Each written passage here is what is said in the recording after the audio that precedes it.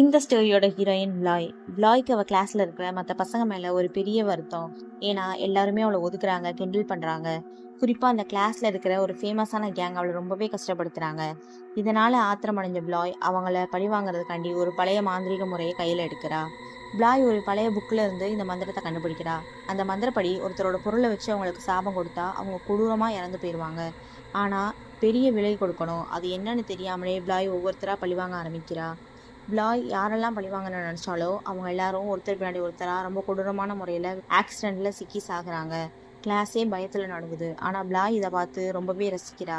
அவளோட பழிவாங்கல் தீர்ந்துடுச்சுன்னு அவன் நினைக்கும் போதுதான் அந்த மந்திரத்தோட உண்மையான முகம் வெளிவருது.